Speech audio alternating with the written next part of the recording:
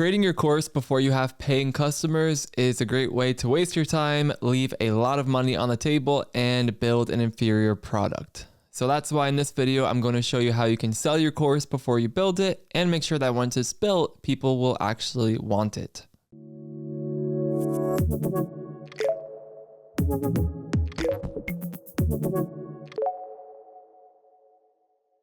So when I was getting ready to sell my first online course, I had a lot of different ideas of what I wanted to create, and I wasn't sure exactly which one to go with. If I were to just pick one and go with the one I thought would do best, it would have been a disaster, and I honestly would have wasted a ton of time. So pre-selling and validating your course idea is definitely a good use of time. Here are the main benefits. First one, it helps you earn sooner from your business. So instead of, again, building the entire course, thinking it's the right thing, and then waiting until you launch it, once it's all done to actually make any income from your course selling business, this can show you whether you have something or not a lot sooner, and it gives you some revenue so that you can do less client work, or if it's enough, maybe even take the leap from your full-time job to focus on something like this full-time.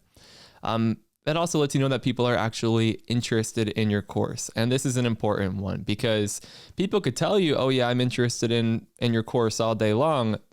But if they're not actually paying you anything for it, then it may not mean very much. So everyone may be interested until it comes time to actually put in the credit card information and enroll. That's why the pre-sale program, like, people will actually be paying real money to join your course, and it shows you that you actually have a real valid product on your hands. So also obviously saves you a lot of time. If you were to build out the entire product but no one actually wanted it, that's months or possibly longer wasted. This is also really effective because with this pre-sale group, you're going to build out your actual product with constant feedback from them. So every week we're going to have you hosting focus groups. And with that feedback, you're going to be able to improve your offer and make sure that you're creating something people actually want. Again, their feedback will be with you every step of the way. So then you can launch very confidently, not only knowing that you tried and tested this product with your audience and applied their feedback as you built it, but you'll also have some good testimonials from your audience because your course will probably have helped them achieve their goals by the time you're launching it and selling it to the rest of your audience once it's completely built. So some big benefits there. To get started, you probably want to have some idea of what kind of course you want to create. So a lot of people, when they want to become course creators, they have a very specific idea of what course they want to create. I would say to put that on hold or include that as just one of the options, because even though it might be what you think will be best, it's not what your audience wants most from you. And that's what's going to be most successful. So here are some ways you can brainstorm course ideas. The first one is look at your top performing content. You should be creating content by now. If not, again, this video is part of a course selling playlist, and the content creation video is a couple videos back. So make sure you're creating some evergreen content before you're getting too deep into this pre-selling stuff. And if you're doing live events to rapidly build your mailing list, like we talked about in last week's video, then look at which live events have been most popular. You could also look at what people reach out to you about the most. If you've been creating this content or being present in the communities you're serving, you're probably starting to notice some patterns on the questions you get asked or the things that people comment on when they reach out to you. So that's a good source of course ideas. What does your audience struggle with, and or what do they want to accomplish? So that's a big one. Where people are struggling, that's going to be a really big indicator of where you could potentially build a course or a paid offer to help ease their pain and get them closer to the goal they're trying to accomplish. So again, that's probably more in line with your top performing content and what people are reaching out to you about, but that's another way to think about it. What outcomes can you help people achieve? So you have to be realistic about that too. Like, where are you helping people get? How can you help people get from wherever they're at now to that point they're trying to get to in the future? And can you actually help them get there? That's important. So once you've brainstormed some ideas, you can create a PowerPoint outlining your course ideas. And just to give you an idea of how this went for me, when I knew I wanted to sell my first course, I thought I was going to do a very specific XAPI kind of course, just because I was like, no one else has this skill. I don't see any other courses about this stuff. Like, if people want to learn about this really technical XAPI stuff, this course will be the place to do it. But then I also noticed that my content was picking up around helping people become an instructional designer, and it was becoming more popular. So I was like, maybe I could do an entire academy for people who want to become instructional designers, and I'll help them learn the tools and the theories and pretty much everything at once. And I was like, I could build that out. It's going to be amazing. So those are like my two main ideas. And like within that academy, I had a lot of different like sub courses, so to speak, like a portfolio bootcamp and a freelance accelerator. But again, how I was envisioning it was like selling it as this entire academy, which is what we've been building it into over years. But as you'll see, once I got into these next steps for actually validating my course idea and pre-selling it, we got much more specific. And I would have been leading myself way down the wrong path if I was just going at it by myself without talking to my audience. So don't make the mistake that I would have made if I didn't conduct these next steps. So here's the validation and pre-sale process, which I definitely recommend that you do if you haven't sold a course yet and you're about to sell your first course. And this is just what I did. So you don't have to follow this exactly, but this is what I did, and it worked really well for me. So first, I hosted some focus groups to talk to groups of people at a time about these ideas I was having. Then I surveyed my mailing list to confirm the findings. So, people talk about different things in different focus groups. I want to ask the entire mailing list to learn what they think about it like as a whole. Then I conducted one-on-one interviews with people who indicated that they were the most interested in the paid product that we had landed on. And then I pre-sold the course via those interviews and on a landing page that I then sent out to the rest of the audience. So it might seem like a lot of work, but trust me, it is worth it. And if you do this part right, then the rest of your success for this course is pretty much guaranteed. So starting off with the focus groups, first up, email your mailing list and invite anyone who's interested in paid products to attend a focus group session. So you should obviously have a mailing list at this point. I did this when I had like around 1,300 people on my mailing list. I think you would be doing just fine if you had between like 500 and 1,000. It really depends on how engaged your mailing list is though. But I would say 500 to 1,000 is a good minimum number to aim for if you want to make at least like 5 to 10 grand during your pre-sale program. So email your list and say, hey, I'm thinking about building some paid products or paid courses, and I'm looking for people who might be interested in joining them. If you are interested and that's something you'd consider, please attend one of these focus group sessions that I'm hosting next week. That's pretty much what I did word for word. And then I created a group event sign up on Calendly. So Calendly, really helpful, not too expensive, like scheduling software. You can create a group event and basically say, hey, there's 40 seats available in each one of these time slots. Then you just share a link with people in that email and they can sign up on the time that works best for them. So nice and easy. Then you'll have some Zoom links on your calendar. I would say aim for 3 sessions with at least 5 to 15 people at each. If you get too many, you're not going to get to hear from everyone. And if it's too few, you're probably not going to be able to do a ton with that data. So 5 to 15 is a sweet spot, I would say. Account for not everyone registering, showing up. So you could probably cap the signups at like 30 or 40 people for each session. And then basically what you're going to do is run through your PowerPoint and ask questions. So I think you saw that in the earlier step. Yeah, create a PowerPoint outlining your course ideas. So you're going to include those course ideas and maybe some specific questions in that PowerPoint. That's what you're going through with the focus group. I have some specific questions here, or like a format, I would say, for the focus group. So first up, ask everyone to introduce themselves. I really like this approach because it got everyone comfortable kind of talking and like being present in the session, and it helps you learn more about where each of those people are coming from, because that informs their perspective a bit. When they're talking about which courses they may be interested in, why or why not. So start off with introductions, and then basically go through the PowerPoint that you've created with the group. And I'm pretty like informal and casual about this. It's not like how I imagine like focus groups would be in like political, focus grouping where it's like super like scientific and structured. I treat it just like a conversation with my audience. And as I'm going through my PowerPoint, if there are like course, ideas that I like haven't been sure about thinking through on my own, I'll just like ask for the audience's thoughts. But there are some main guiding questions that we want to go through, like which course are you most interested in? Odds are you have multiple ideas here for which course you should create, or at least you should have multiple ideas, if nothing else than to confirm that people are most interested in the one that you think will do best.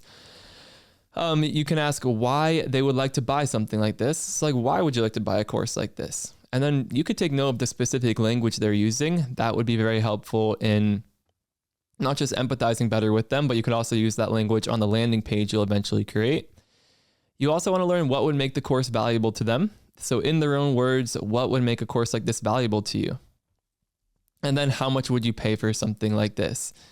A couple of, let's break some of this down further. So asking about what would make the course valuable to people, for me, here's how the situation went for me. I said, hey, I want to either build this like huge academy with all this stuff to help people become an instructional designer and do well once they're on the job, or I'm thinking about making this really technical, like specific XAPI course that, there's not really a lot of help for that. And what people would do, when we were looking at the like Instructional Design Academy kind of slide where I had all of those different course ideas for what would be included in the academy, a lot of people were commenting on my like portfolio bootcamp option. And they're like, yeah, I need help building my portfolio. We like your portfolio. I'm most interested in that. And so 2 of my 3 focus groups pretty quickly honed in on the ID portfolio bootcamp. And then when I asked them like, what would make this valuable to you? Like, why would you be interested in it? Like unanimously, people were interested in it because they wanted feedback, like feedback on their portfolios. That's what they were looking for, feedback on their portfolio projects. So that told me right there, like, because of how excited people were getting about that, it kind of showed me, okay, I don't need to build this huge academy that's going to take me years to build. If I can help people with their portfolios and give them good feedback, people are going to be interested in paying for that. So that was like my aha moment, and I wouldn't have gotten there if it wasn't for these focus groups. But that's our offer. Yeah, we were selling that offer for over $5,000, and we started at a tenth of that. So these questions can really help you hone in on the right thing to build.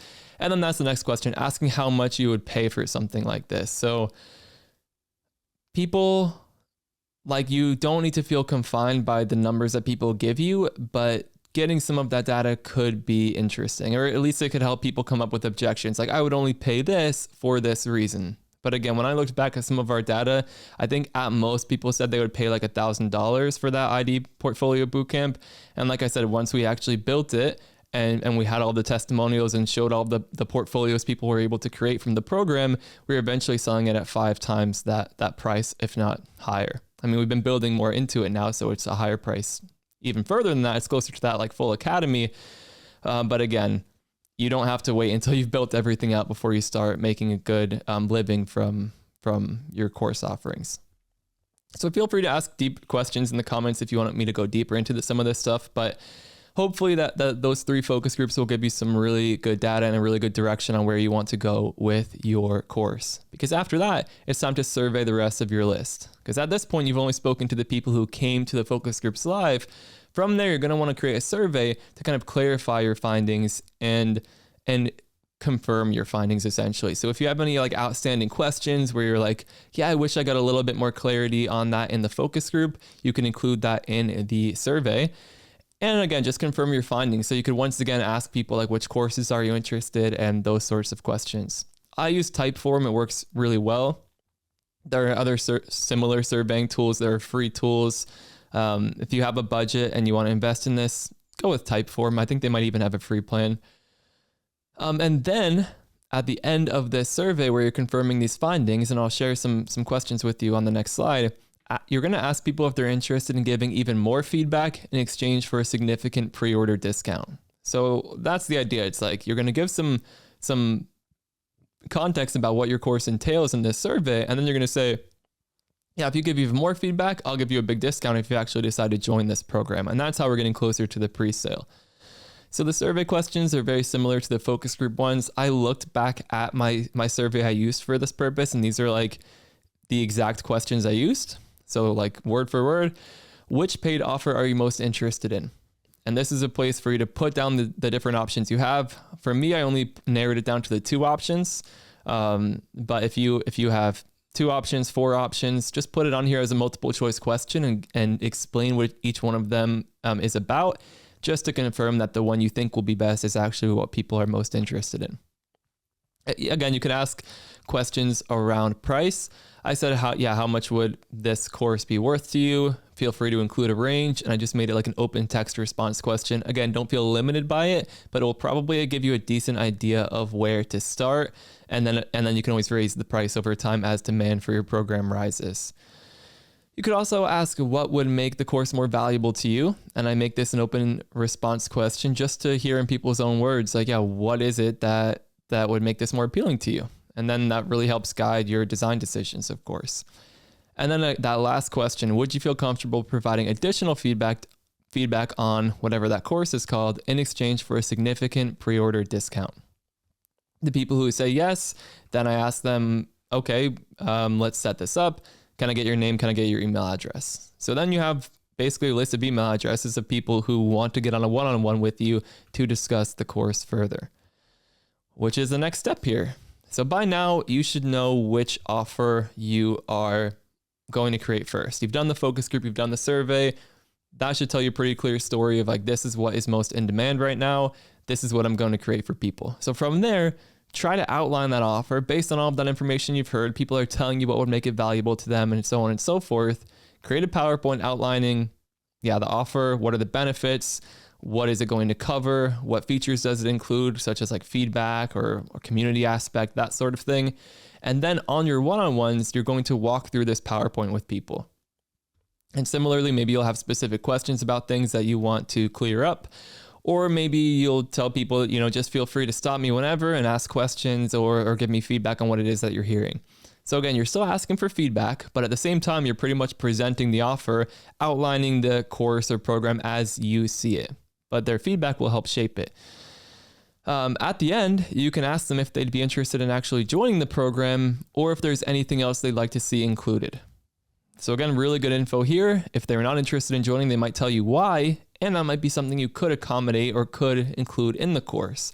Or the odds are most people who are on this call and made it to this point are going to say, yeah, I'm definitely interested in joining. How do I sign up? So how I did it, I imagine my portfolio bootcamp course would be $1,000 full price once it launched.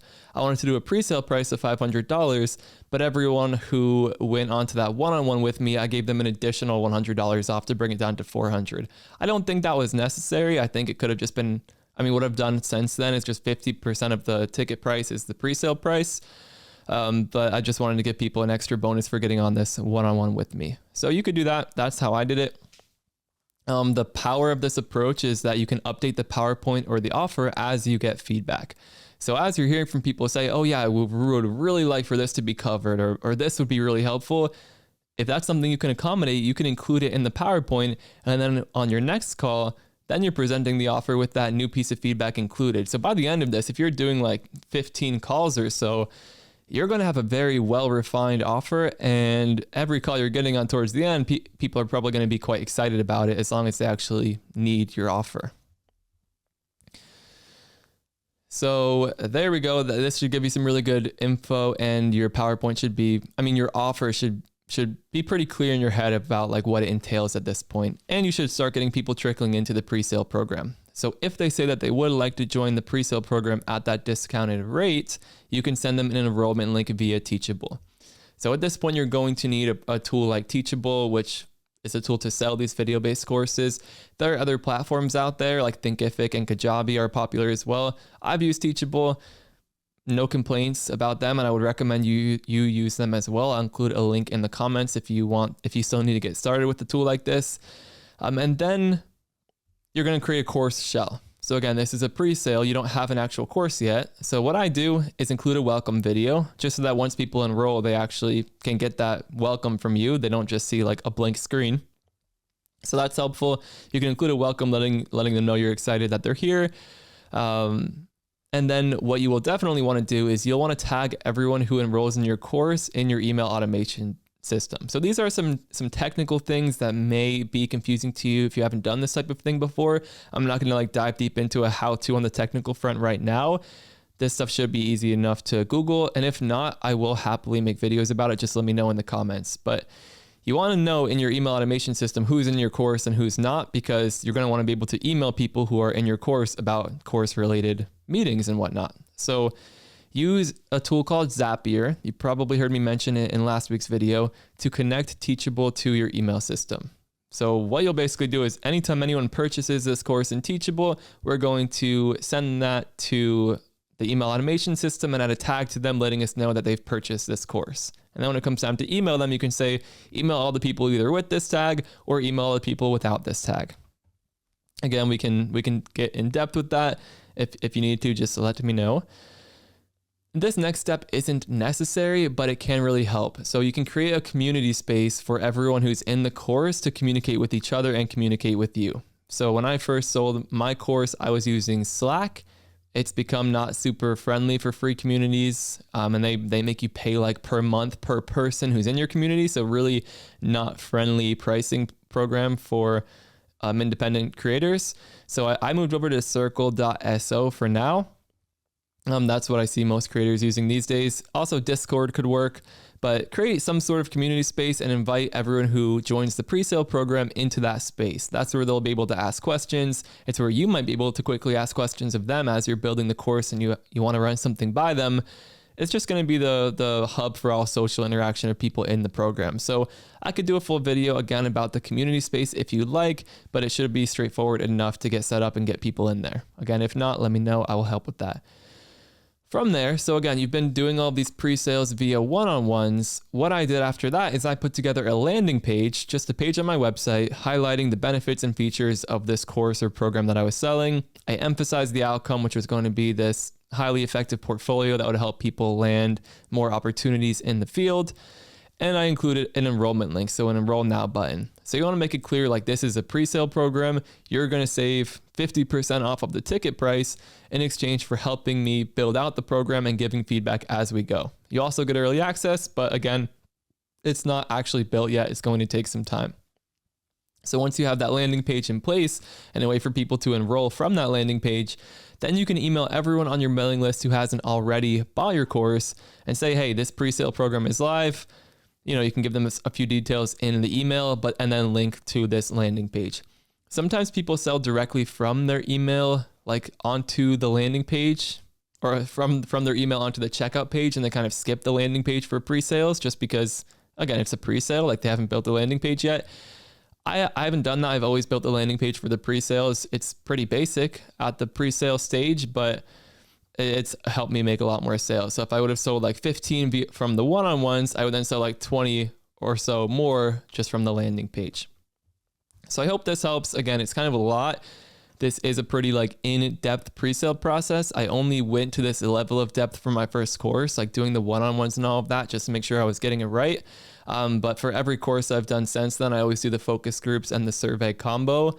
And then I just sell it from a landing page instead of doing the one-on-ones. But for your first course, I would highly, highly recommend doing the one-on-ones just to get that level of feedback and information.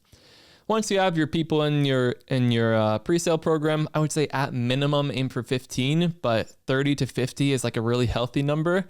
I think numbers will wind up varying, but I had like 35 or so, I think, in my first course. And it was a great group. You want to have enough people who are going to actually keep going through the program and giving you the feedback you need to make the program as effective as possible in time for the full launch. So I usually host a kickoff meeting once we sold the pre-sale seats. I cap it at 50 maximum for all of the pre-sales I've done. You don't want too many people in there.